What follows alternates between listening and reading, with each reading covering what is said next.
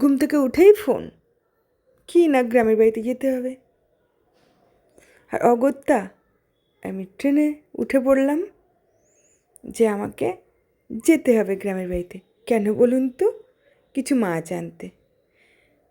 আর আমি স্টেশনেও পৌঁছে গেছি, আর আমি ট্রেনেও বসে পড়েছি। Welcome back to Kirtani blog. আপনারা সবাই কেমন আছেন? আশা করি আপনারা সবাই অনেক অনেক ভালো আছেন, আর আমি অনেক অনেক অনেক ভালো আছি আপনাদের ভালোবাসা এবং আশীর্বাদে। আর আমি না খেয়ে দিয়ে সাত সকালে কোথায় চলেছি? গ্রামের বাড়িতে মাছ আনার জন্য। আর আমি এখন একা বসে আছি, কিছুই খাওয়া হয়নি, তাই ভীষণ খিদে পাচ্ছিল। তো বাধ্য হয়ে ট্রেন থেকে একটু চিড়ে ভাজা কিনেছি, কিনে খাওয়া শুরু করেছি। বাড়ির পুকুরের মাছ খাওয়ার যে কী জ্বালা! তো যারা অনেক দিন খায় না নিজের বাড়ির পুকুরের মাছ, তারা ছাড়া কেউ বুঝবে না। অনেক দিন পর পুকুরের মাছ খেতে ভীষণ ইচ্ছে করছিল। অগত্যা আমি যাওয়া শুরু করেছি অনেক দিন পর। আর ট্রেনটা বাড়ির দিকে রওনা দিয়েছে। প্রচুর ভিড় হয়েছিল,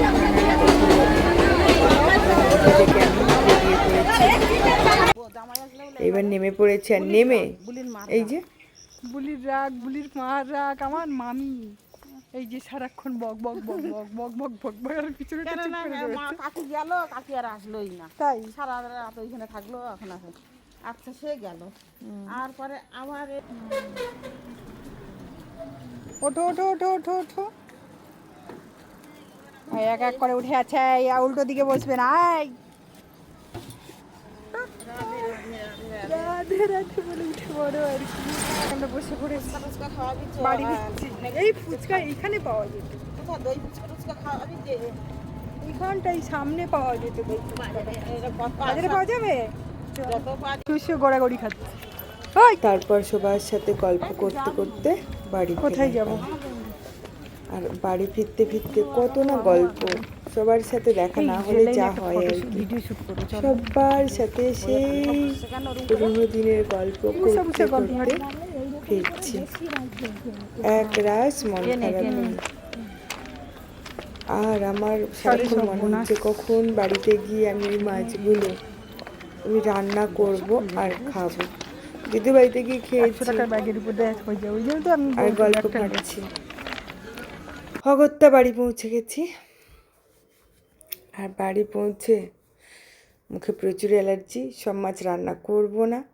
কিছুটা মাছ আমি রেখে দিচ্ছি, আর কিছুটা মাছ নিয়ে আমি রান্না করতে চলেছি। সেদিন না আমি ফ্লিপকার্ট থেকে শাক অর্ডার করেছিলাম, তো শাকগুলো এতটাই বুড়ো ছিল যে ডাঁটাগুলো আমি রেখে দিয়েছিলাম, যে পরে জ্যান্ত মাছটা হলে খাবো তার মধ্যে দিয়ে। তো আমি মাছের মাথা ভালো খাই, তো ওই জন্য মাছের মাথাটাই আমি আগে নিয়ে নিয়েছি। তা আলু দিয়ে টমেটো দিয়ে আর ওই ডাঁটাগুলো দিয়ে দিয়েছিলাম এর মধ্যে, দিয়ে রান্না বান্না কমপ্লিট করে নিয়েছি। বাড়ির পুকুরের মাছ, আহা কি বলবো, কি সুন্দর যে টেস্ট, সেটা বলে বোঝাতে পারছি না। রান্নাটা প্রায় আমার কমপ্লিট হয়ে গেছে, আর আমি জল দিয়ে দিয়েছি। আর জল দিয়ে ঢাকনা দিয়ে ততক্ষণ ভাবছি যে আমার পেটটাতে চচা করছে, ছুমন্ত দেখুন আমার রান্নাটা কমপ্লিট। আর আমি এখন এটাকে খাওয়ার জন্য তৈরি হয়ে গেছি। এখন এত খিদে পেয়েছে, আমি ভাতটা বেড়ে নিই, দেখা হচ্ছে। দেখুন এই যে আমার তরকারি ফাইনালি, আলু দিয়ে, ডাঁটা দিয়ে, টমেটো দিয়ে, মোরলা মাছ আর জ্যান্ত দু পিস, মানে জ্যান্ত বলতে বড় মাছ 2 পিস 3 পিস নিয়েই দিয়েছিলাম, আর ছোটো মাছগুলো দিয়েই রান্না করেছি। তো দেখেই মনে হচ্ছে দারুণ টেস্ট হয়েছে, গন্ধ যা দিয়েছে, মন পুরো ভরে উঠেছে।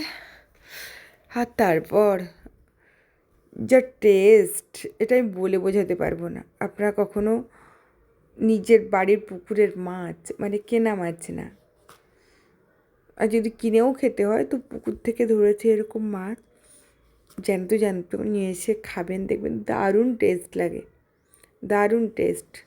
তবে হ্যাঁ, সব পুকুরের মাছ আবার সমান টেস্ট হয় না, তো খেয়ে দেখবেন দারুণ দারুণ। আমি খেয়ে নিই ততক্ষণে। আর আপনাদের সত্যি কথা বলতে অনেকেই কমেন্টস করেছেন, অনেকেই আমায় ভালোবাসেন। আমার এই ভালোবাসার মানুষগুলোর জন্য আমি আজ এখানে। তো আপনাদেরকে অনেক অনেক ধন্যবাদ, আপনারা আমাকে এত এত ভালোবাসা দিয়েছেন। আগামীতেও অনেক স্বপ্ন পূরণ করার বাকি। তো প্লিজ এভাবে পাশে থাকবেন। সবাই ভালো থাকবেন, সুস্থ থাকবেন, নিজেদের খেয়াল রাখবেন। দেখা হচ্ছে নেক্সট ব্লগে। টাটা।